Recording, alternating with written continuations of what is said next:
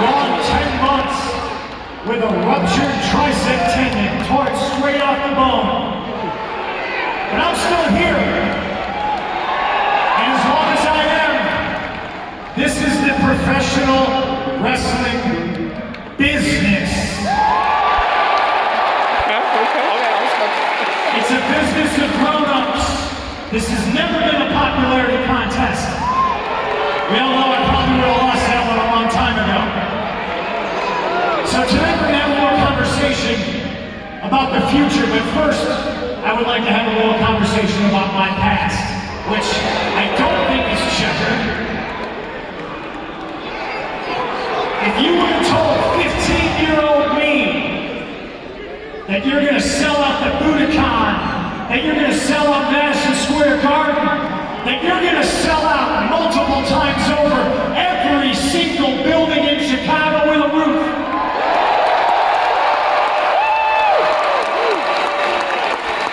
Well, I'm not sure the little punk would have believed you. It's because he didn't experience what present me, standing here in front of all you crazy bastards, has experienced.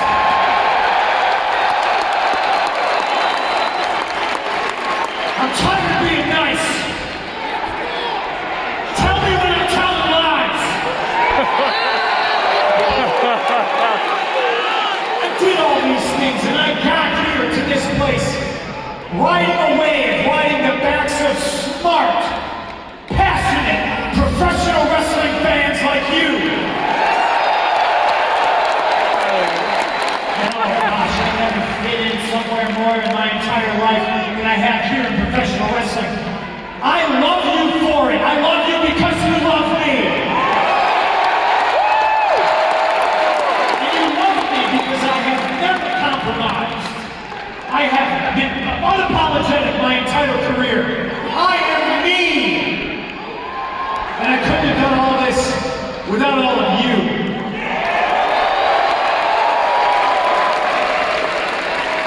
But it seems there's some people that hate me for the same reasons you all love me. Now listen, I understand that the sheer magnitude of me makes people uncomfortable. I very much understand that my mere presence makes people uncomfortable. That's because I am the truth, and the truth is painful.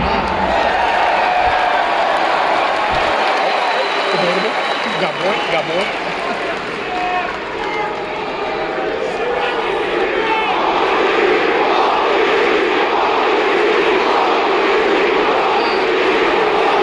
This sign right here says CM Punk is my hero. You can call me that. This sign here says Pepsi Phil. You can call me that. This sign here says CM Junk. You can call me that. Boo me, cheer me, love me, hate me. You all do it because you know I'm right. I'm good. And he's making a strong point. You know what David Zasloff calls me? One Bill Phil. Okay. That's because I am the one true, genuine article in a business full of counterfeit bucks.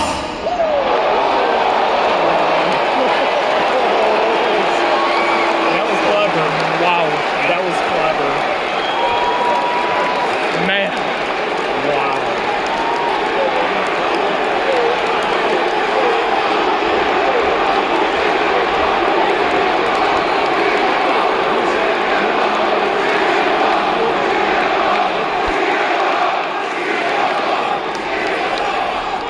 The king is back, baby.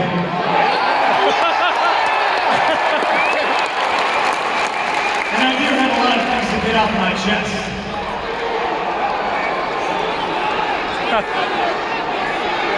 That was good. Yeah, that was good. Damn, bro.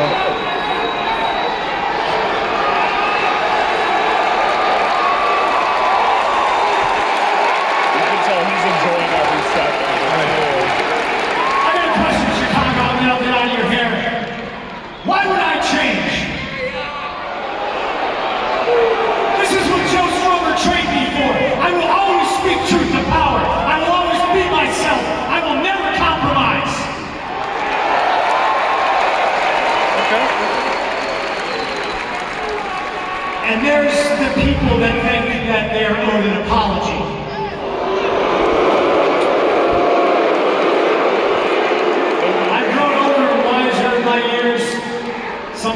better to be a bitter man.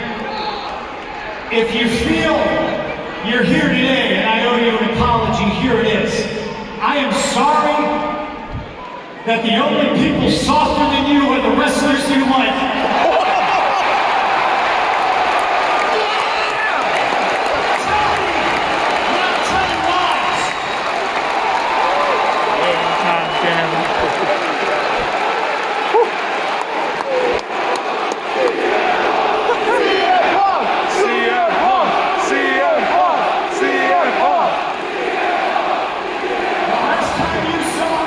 Tricep meat hanging down. I held what's in this bag above my head. And it's not because I deserve it. It's mine because I earned it. And it's not mine because I had the best dog collar match. It's mine because I won the dog collar match. Tell me when I'm telling lies. This belongs to me until somebody can pin me or submit me for it.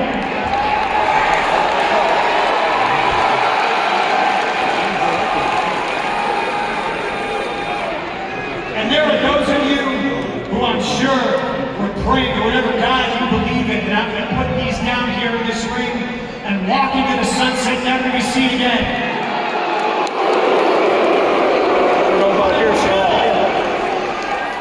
There is somebody in this company that can fill these boots.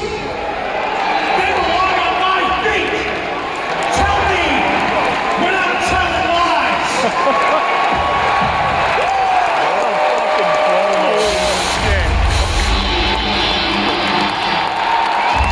CM Punk, CM Punk, CM Punk, CM Punk. What up, y'all? This your boy Ace here, and welcome to Afternoons Delight.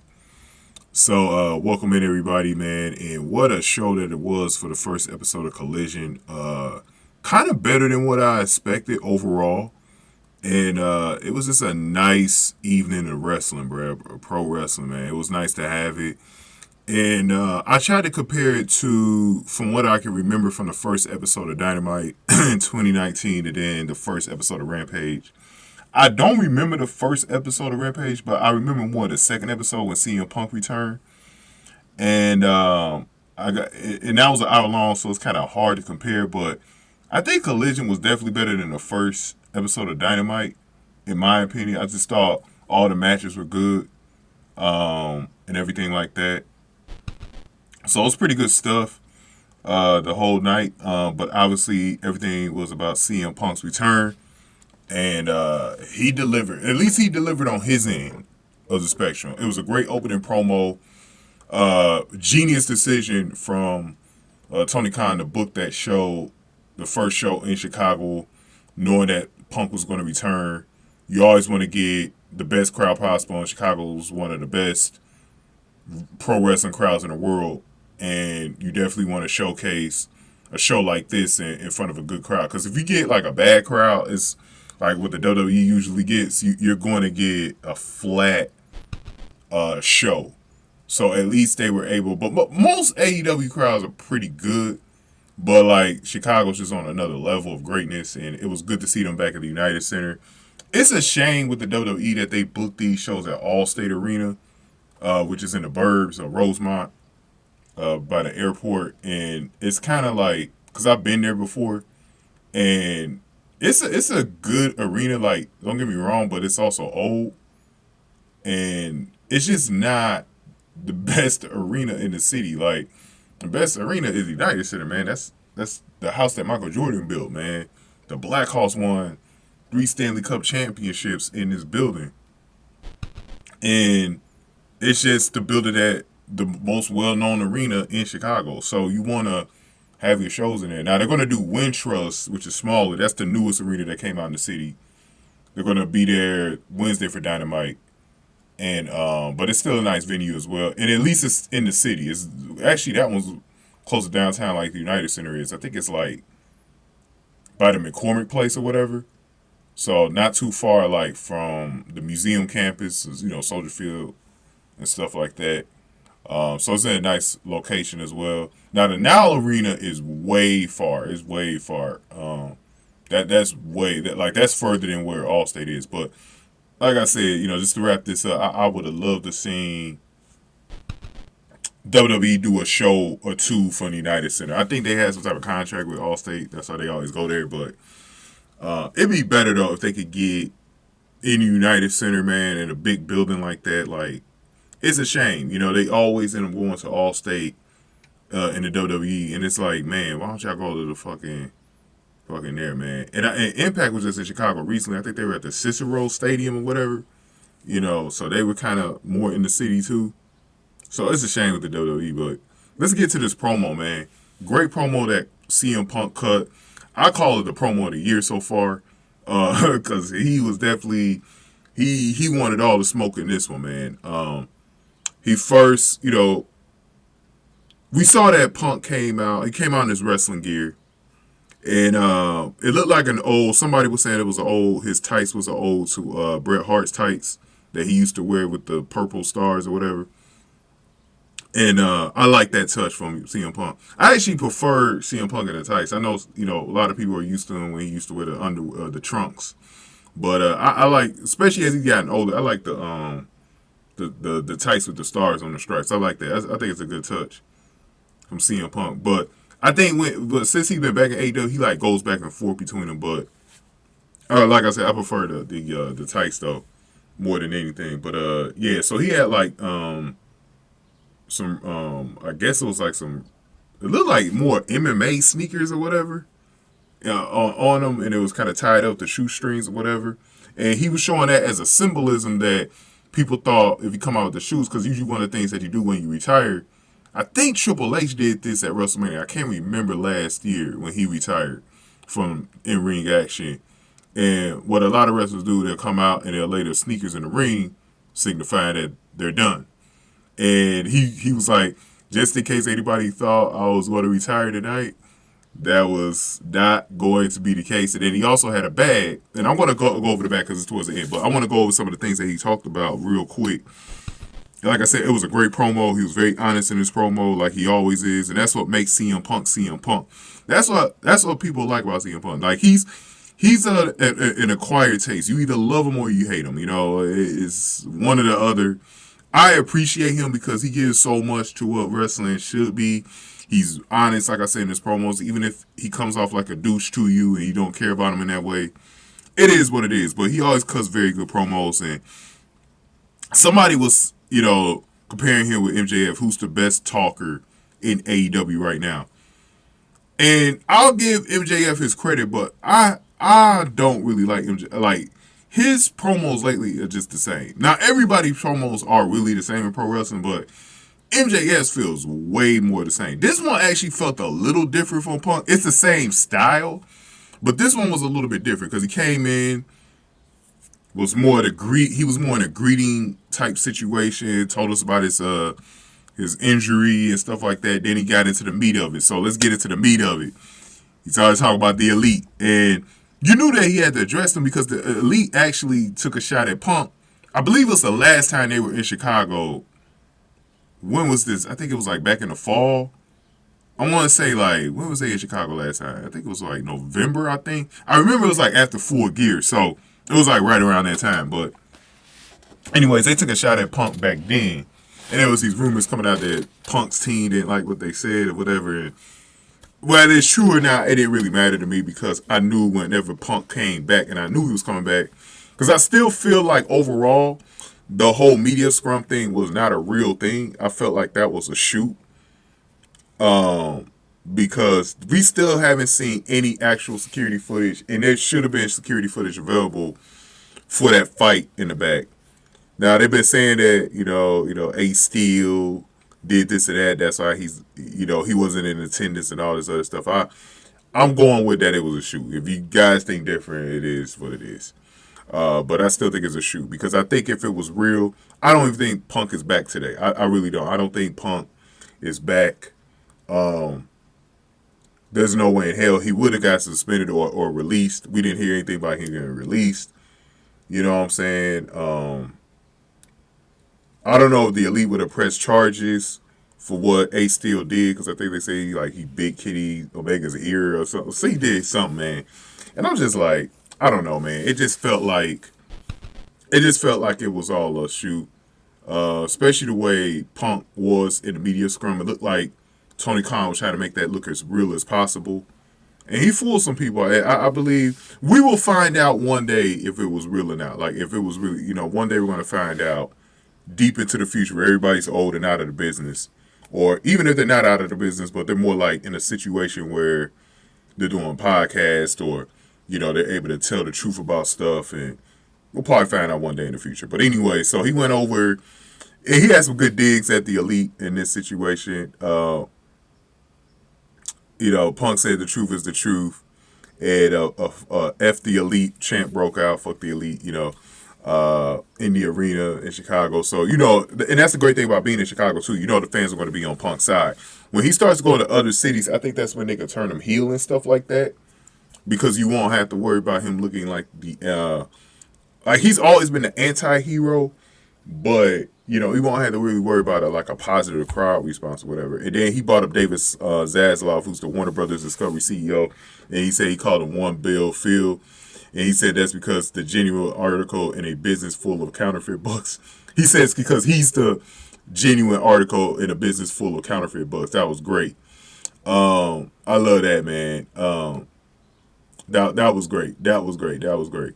And then Punk mentioned that the people who feels he owes an apology to, he said, "I'm sorry. That only is for people softer than you are." Wait, let me get this just so I don't. He said, "I am sorry that the only people softer than you are the wrestlers like you."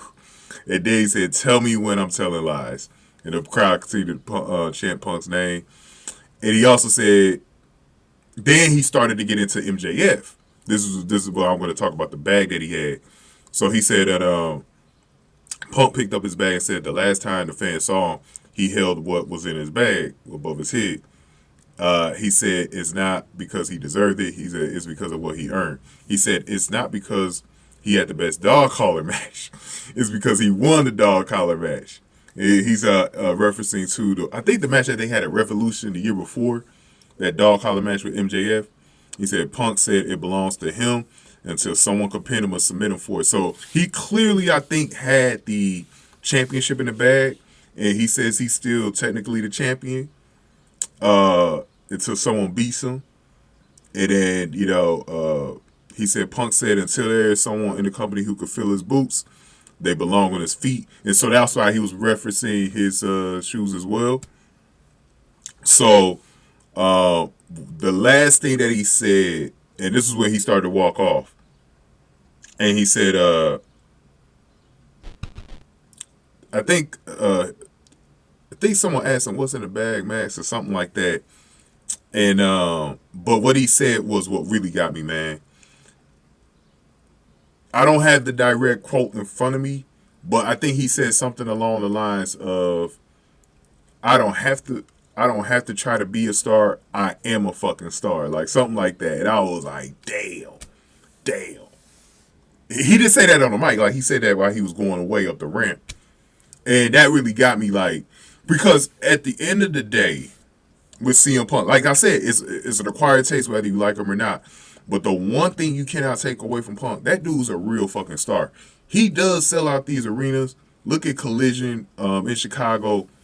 United Center is a much bigger arena. That's why I was going over the 4 arenas that are in Chicago, because I wanted to put an emphasis on United Center is the biggest. I think it's the biggest arena in North America, like seating capacity wise. I think it seats like 22,000. Obviously, for wrestling, it's not going to be that large because they cut off the entrance part of the arena is cut off. So it's probably going to be like more like 16, 17,000. But either way, he was able to fill that arena up, right? So Punk is also somebody, I don't know how these ratings are going to be for Collision, but I remember last year before Punk went away, man, and even after he went away with the controversy that was in there, that was the last time I think Dynamite was steadily over 1 million viewers, bro. And so this dude always, bro, brings the interest. And this is one of the only reasons why a lot of people watched Collision last night. I heard from people who just watched the WWE and shit, they were watching Collision. And the same thing with when he first came on Rampage 2 years ago. It was the same thing. It was like all these fucking views of his return and all that. The dude is loved, man. His lasting legacy, whatever it's going to end up being, he's still going to be one of the true legends, especially from his era. And I think there's something mystique about the way that he left as well. Because there was so much mystery for like a good 7 years after he left in 2014. It was such a mystique with the guy. I mean, I know he had a little run of MMA that didn't go well, but there was such a mystique with this dude being out that long, and he was so loved. And it was like, bro, like look at the girls too, like Sky Blue and Cora Jade, who are from Chicago. Like look at how their gear is inspired. Like Cora Jade, if you notice, her shin guards had like the Chicago skyline on them with the stars. Like that's CM Punk all the way. Sky Blue, same thing. Like they kind of took some of this stuff from AJ Lee as well, but you could tell they're influenced heavily by Punk and everything he does with those female wrestlers coming out of Chicago, bro. Like it's crazy, like how much this dude has an influence on everything. It's great to see. And like I said, people can hate on him all he wants. You know, if you're a hater watching this video, it's whatever. But I'm telling you the truth right now, man. Like, that dude is loved. And coming out of that era, man, where you had Cena as the main guy in all of pro wrestling at that point, like, bro, I mean, he's clearly, that Summer Punk was something else too, man. That Summer Punk in 2011, that was something else, man. I will do something like, if AEW smart, they should do something similar with it. And there's some people that I want to see Punk face. I think the first program he's going to do is Samoa Joe, rekindling their ROH history and stuff. And that was cool to see because one of ROH's best cities is Chicago. So that was cool to see the fans get that experience in person, you know, seeing that rivalry almost 20 years later in the ring. And that rivalry put ROH on the map too. So that was great stuff. And then also, I think another person that people want to see, obviously MJF, Punk and MJF, and I think Punk should be the champion, you know. And I hope by that point he's a heel. Maybe turn MJ. Well, MJF doesn't seem to be interested in turning face. I guess you could keep Punk babyface at that point, but I think once he gets the title, I think you turn him heel. You make him a cocky heel for all the next year, and I want to see him go against Kenny Omega. I want to see him go against Kenny Omega, man. That's the ultimate. When he goes against Kenny Omega in the Elite, like in the program, that's when AEW is going to really make their money, bro. That's the one thing that AEW has that could generate interest from wrestling fans, is because people want to see that. Because the way they built that up at the media scrum last year, and the rivalry he's had with the Elite, that's something that people want to see, bro. That's the money maker. I will hold that until he gets the. This is why he needs the belt. Because that needs to be a championship match at one of these pay-per-views next year, bro. I would do, man, I don't know when you would do that match. Because I don't even know what Kenny Omega's contract is at AEW. So I don't know how long he's going to be there. But it's going to be crazy, man, whatever they do that program, bro. It's going to be great. But this might be one of my longest videos that I ever did for a recap. So let me cut this thing off, man. Give me your thoughts on this, man. I'm going to go over Punk's match later in the night. I had a lot to say, man, because this was such a big moment to start the show.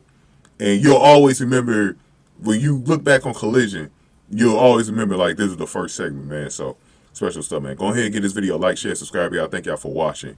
After News to Light.